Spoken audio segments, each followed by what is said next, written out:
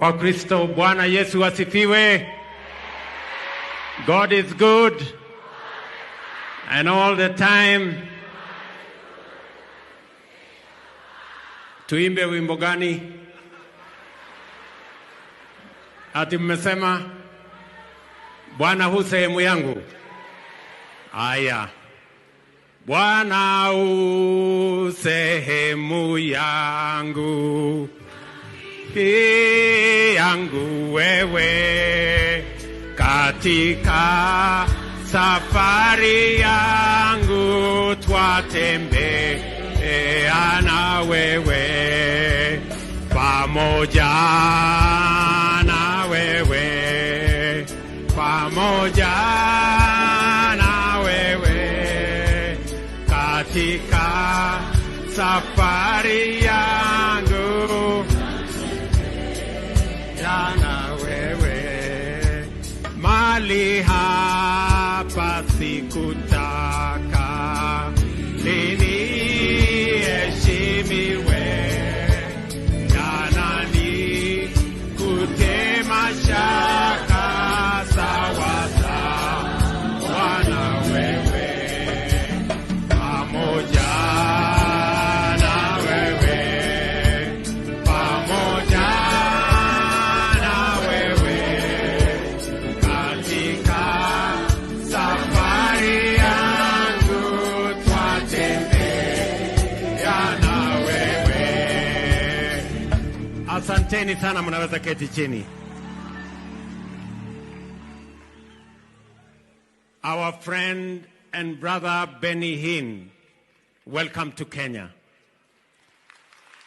On behalf of the government and the people of Kenya, and on behalf of our spiritual fathers and the Christian community in Kenya, we welcome you to this great crusade and thank you very much for finding time to visit Kenya after a very long time.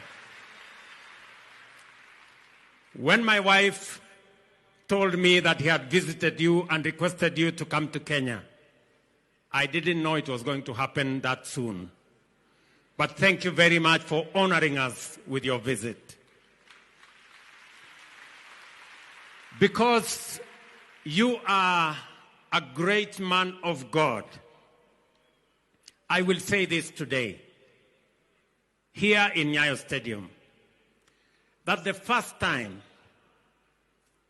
I got a revelation that I was going to be president in Kenya is in 2006, during the Azusa 100 celebration of revival in the U.S., and I was there with my wife, and I was there with Reverend Bishop Adoyo and many others, and I couldn't believe that the son from Sugoi would one day be president of Kenya.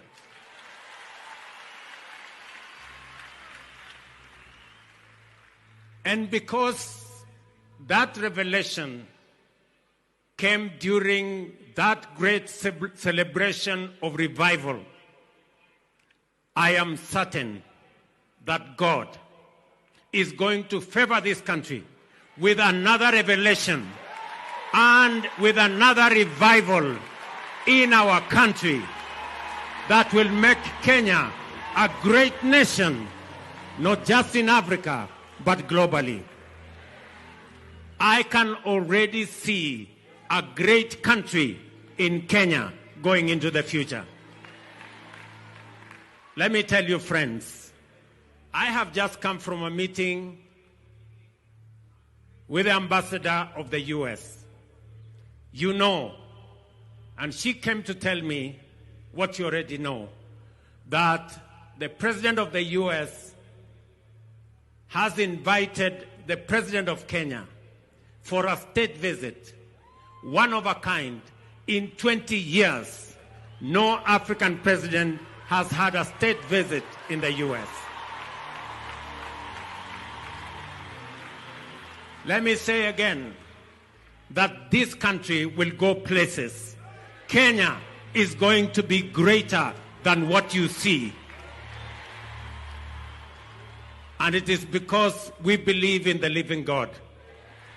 You remember, last year, we came to this stadium. Last year, there was drought in Kenya, as my deputy has said, the worst in 40 years. We've never had proper rains for the last 5 years. We came and prayed in this field. Many people mocked us and said, look at these ones. But Mungu ni nani?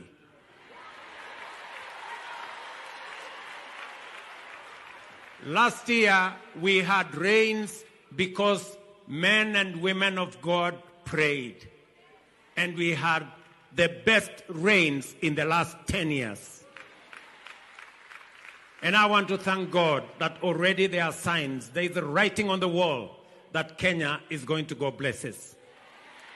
Let me remind you, fellow citizens, the words of Deuteronomy 15:6 that say,